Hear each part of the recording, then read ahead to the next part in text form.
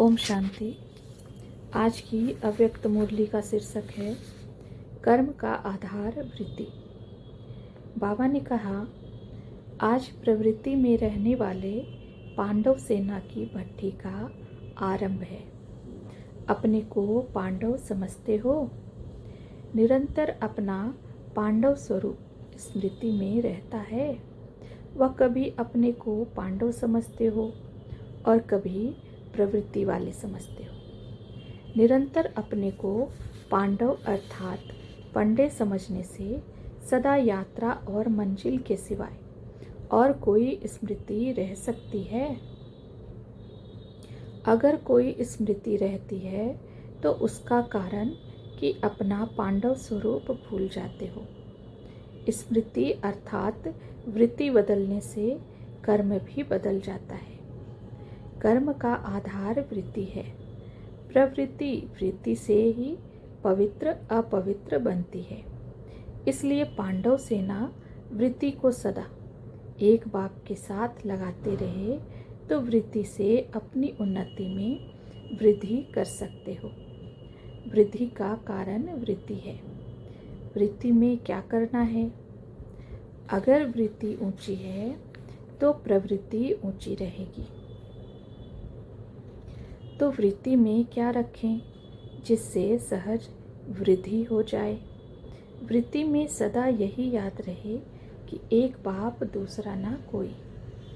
एक ही बाप से सर्व संबंध सर्व प्राप्ति होती है। यह सदा वृत्ति में रहने से दृष्टि में आत्मिक स्वरूप अर्थात भाई भाई की दृष्टि सदा रहेगी। जब एक बाप से सर्व संबंध की प्राप्ति की विस्मृति होती है तभी वृत्ति चंचल होती है। जब एक बाप के सिवाय दूसरा कोई संबंध ही नहीं तो वृत्ति चंचल क्यों होगी? ऊंची वृत्ति होने से चंचल वृत्ति हो नहीं सकती। वृत्ति को श्रेष्ठ बना दो तो प्रवृत्ति ऑटोमेटिकली श्रेष्ठ होगी। इसलिए अपनी वृत्ति को श्रेष्ठ बनाओ तो यही प्रवृत्ति प्रगति का कारण बन जाएगी और प्रगति से गति सद्गति को सहज ही पा सकेंगे। फिर यह प्रवृत्ति गिरने का कारण नहीं होगी। तो प्रवृत्ति मार्ग में रहने वालों को प्रगति के लिए वृत्ति को ठीक करना है।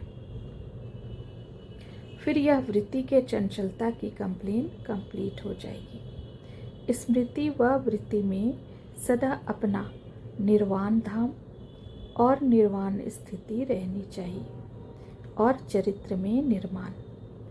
तो निर्वाण निर्माण और निर्वाण यह तीनों ही स्मृति रहने से चरित्र कर्तव्य और स्थिति तीनों ही इस स्मृति से समर्थवान हो जाती हैं अर्थात स्मृति में समर्थी आ जाती है। तो जहाँ समर्थी है वहाँ तीनों में विस्मृति नहीं आ सकती। तो विस्मृति को मिटाने के लिए यह समर्थ स्मृति रखो। यह तो बहुत सहज है ना।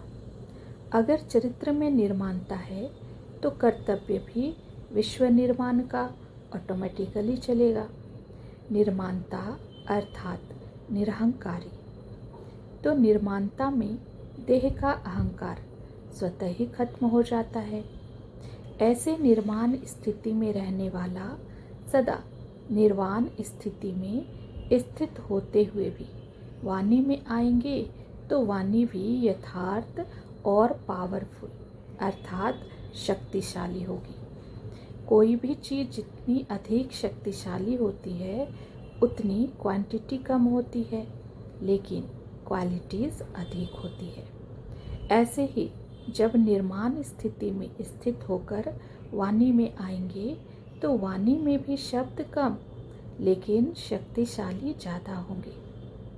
अभी विस्तार ज़्यादा करना पड़ता है लेकिन जैसे जैसे शक्तिशाली स्थिति बनाते जाएंगे तो आपके एक शब्द में हजारों शब्दों का रहस्य समाया हुआ होगा जिससे व्यर्थ वाणी ऑटोमेटिकली समाप्त हो जाएगी। जैसे सारे ज्ञान का सार छोटे से बैच में समाया हुआ है, पूरा ही सागर इस छोटे से चित्र में सार रूप में समाया हुआ है।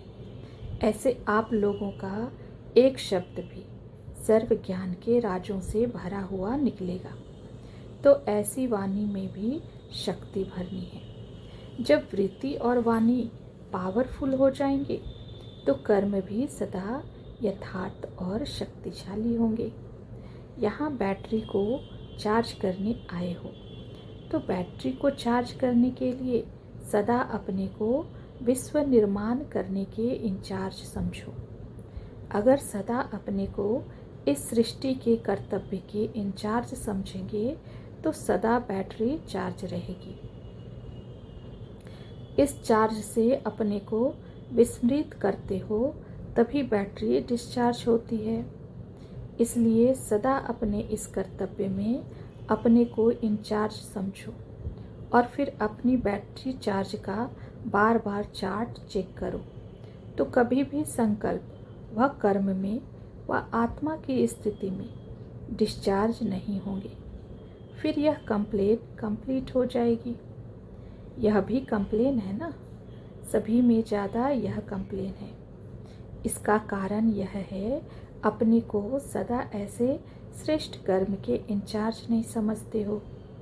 जो कर्म मैं करूँगा मुझे देख अन्य करेंगे, यह तो है ही, लेकिन यह स्लोगन और गुह्य रूप से कैसे धारण करना है वह समझते हो। इस पांडवों की भट्टी के लिए यह गुह्य स्लोगन आवश्यक है। वह कौन सा? जैसे यह स्लोगन सुनाया कि जो कर्म मैं करूँगा मुझे देख और करेंगे, वैसे ही जो मुझ निमित्त बने हुए आत्मा की वृत्ति होगी वैसा वायुमंडल बनेगा। जैसी मेरी वृत्ति वैसा वायुमंडल। तो वायुमंडल को परिवर्तन में लाने वाली वृत्ति है। कर्म से वृत्ति सूक्ष्म है। अभी सिर्फ कर्म के ऊपर ध्यान नहीं देना है, लेकिन वृत्ति से वायुमंडल को बनाने का इंचार्ज भी मैं हूँ। वायुमंडल को सतोप्रधान कौन बनाएगा? आप सभी निमित्त हो ना। अगर यह स्लोगन सदा स्मृति में रहे तो बताओ फिर वृत्ति चंचल होगी? बच्चा भी चंचलता कब करता है? जब फ्री होगा। तो वृत्ति भी चंचल तब होती है जब वृत्ति में इतने बड़े कार्य की स्मृति कम है। अगर कोई अति चंचल बच्चा बिजी होते भी चंचलता नहीं छोड़ता है तो उसका और क्या साधन होता है? यही कंप्लेन अभी तक भी है कि वृत्ति को याद में व ज्ञान में बिजी रखने की कोशिश भी करते हैं, फिर भी चंचल हो जाती है। तो ऐसे को क्या करना है? उसके लिए जैसे चंचल बच्चे को किसी न किसी प्रकार से कोई न कोई बंधन में बांधने का प्रयत्न किया जाता है, चाहे स्थूल बंधन चाहे वाणी द्वारा, कोई न कोई प्राप्ति का आधार देकर उनको अपने स्नेह में बांधा जाता है। ऐसे बुद्धि को व संकल्प को भी कोई न कोई बंधनों में बांधना पड़ेगा। वह बंधन कौन सा? जहाँ भी बुद्धि जाती है उसको पहले चेक करो। चेक करने के बाद जहाँ संकल्प व वृत्ति जाती है उसी लौकिक वह देहधारी वस्तु को परिवर्तन करते हुए इन देहधारी व लौकिक वस्तु की तुलना में अलौकिक अविनाशी वस्तु स्मृति में लाओ। जैसे कोई देहधारी में वृत्ति चंचल होती है, जिस संबंध में चंचल होती है वही संबंध का प्रैक्टिकल अनुभव अविनाशी बाप द्वारा करो। मानो प्रवृत्ति के संबंध में वृत्ति चंचल होती है, इसी संबंध का अलौकिक अनुभव सर्व संबंध निभाने वाले बाप से प्राप्त करो। तो जब प्राप्ति की पूर्ति हो जाएगी तो फिर चंचलता की निवृत्ति हो जाएगी। अगर सर्व संबंध और सर्व प्राप्ति एक बाप द्वारा हो जाए तो अन्य तरफ बुद्धि चंचल होगी। तो सर्व संबंधों से एक ही बड़े ते बड़ा बंधन यही है कि अपनी चंचल वृत्ति को सर्व संबंधों के बंधन में एक बाप के साथ बांधो, तो सर्व चंचलता सहज ही समाप्त हो जाएगी और कोई संबंध व प्राप्ति के साधन दिखाई नहीं देंगे तो वृत्ति जाएगी कहाँ। अपने आप को ऐसे बांधो जैसे दृष्टांत प्रसिद्ध है कि सीता को लकीर के अंदर बैठने का फरमान था। ऐसे अपने को हर कदम उठाते हुए, हर संकल्प करते हुए बाप के फरमान की लकीर के अंदर समझो। अगर संकल्प में भी फरमान के लकीर से निकलते हो तब व्यर्थ बातें वार करती हैं। तो सदैव फरमान की लकीर के अंदर रहो तो सदा सेफ रहेंगे। कोई भी प्रकार के रावण के संस्कार वार नहीं करेंगे और न ही समय प्रति समय अपना समय इन्हीं बातों में मिटाने के लिए व्यर्थ गवाएंगे। न वार होगा न बार बार व्यर्थ समय जाएगा। इसलिए अब फरमान को सदा याद रखो। ऐसे फरमान बरदार बनने के लिए ही भट्टी में आए हो ना, तो ऐसा ही अभ्यास करके जाना जो एक संकल्प भी फरमान के बिना ना हो। ऐसे फरमान बरदारी का तिलक सदा स्मृति में लगा रहे। यह तिलक लगाना, फिर देखेंगे फर्स्ट नंबर कौन आता है।